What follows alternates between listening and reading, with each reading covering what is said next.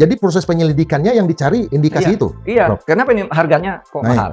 Apakah ini layak? Siapa dulu yang ngitung? Siapa dulu yang nego? Bisa dicari dari sini. Dengan catatan ini dulu, jangan sampai kita ini seakan-akan tidak setuju pembangunan transformasi umum. Sangat setuju, betul itu Pak Jokowi.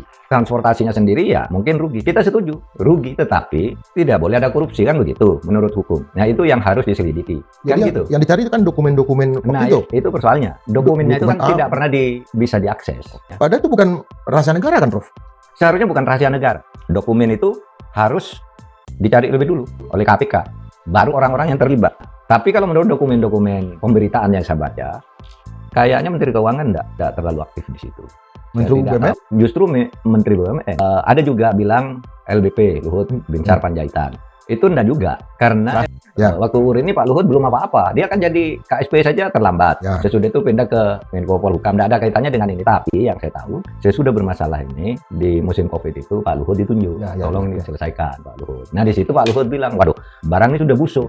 Iya kan? Pak Luhut bilang barang sudah busuk. Karena memang itu bermasalah. Dulu Mas Indra dan kita tahu semua, Presiden Jokowi itu dulunya kan lugu sekali ya, polos kan, nggak punya atensi lah terhadap korupsi atau apa di awal-awal itu kan begitu. Sehingga saya menduga pemainnya kalau mengoda korupsi di level berikutnya, tidak di tingkat presiden, karena ini yang lobby, ini yang mengusulkan, yang harus diselidiki tertuju ke situ. Tinggal nanti apakah ada kaitan dengan atas atau samping dan sebagainya pasti akan ketemu sendiri nanti kan, kalau penyelidikannya benar. Nah artinya dalam proses penyidikan ini mungkin Bu Rini, selain Bu Rini siapa kira-kira yang kalau di dalam dokumen itu yang berperan aktif itu satu Menko Perekonomian, Pak Darmin, ya karena tugas dia, Darmin Nasution. Yang kedua Bu Rini yang paling depan karena BUMN. Lalu ada Menteri Perhubungan yang diganti itu Sumadi, Budi Karya Sumadi. Budi Karya. Iya, Budi. Lalu ada Sofyan Jalil.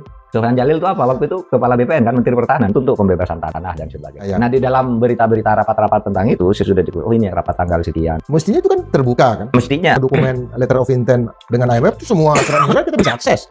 Betul. Tapi kan dengan Cina ada asas kerahasiaan itu. Maka kita tidak pernah tahu. Ini apalagi pada waktu itu ingat kan, nggak bisa konsultasi dengan DPR secara terbuka. Karena waktu itu Rini Sumarno itu ditolak oleh DPR sebagai menteri. Masih ingat kan? Iya kan? Rini Sumarno kan tidak pernah datang ke DPR karena DPR minta kepada presiden agar mereshuffle Bu Rini kan. Presiden tidak mau. Sehingga setiap ada raker dengan BUMN itu bukan Bu Rini, orang yang di bawahnya lagi atau diwakili oleh Bu Sri Mulyani. Kita bisa telusuri itu siapa ketua komisinya, wakil ketua dan segala macam. Itu juga bisa dimintain keterangan sama KPK. Bisa dong. Semua kan kalau menghimpun bahan agar membuat perkara menjadi terang itu kan dia bisa manggil siapa saja gitu. KPK itu kan memang dibentuk untuk mengurusi hal-hal seperti itu, bukan kriminal biasa. Ini korupsi yang rumit melibatkan pejabat yang ditakuti orang, sehingga dibuat lembaga yang tidak boleh takut kepada siapapun, itu namanya KPK kan. Dulu idenya begitu. Di atas sekian itu kan pada waktu itu ya tahun 2000 itu kan uang 1 miliar gede. Iya. Sekarang triliunan. Sekarang bingung kita. Nah kita tentu juga nggak mau ini menjadi sentimen, menjadi konflik antar negara. Konflik antar negara saya kira nggak bakal terjadi karena nggak imbang. Nggak imbang gimana Indonesia mau benturan dengan Cina. Natuna aja kita selalu menghindar untuk itu. Nah, kan Indonesia salah juga sudah menandatangani kan gitu. Oleh sebab itu penyelesaiannya memang negosiasi.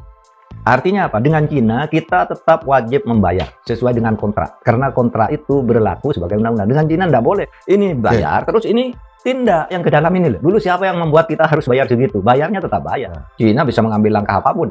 Dulu dibuat secara sadar bersama, kamu tanda tangan. Makanya restrukturisasi itu memang satu-satunya cara. Tapi ingat, restrukturisasi itu tidak mengurangi hutang dan tidak menyelesaikan masalah sebelumnya.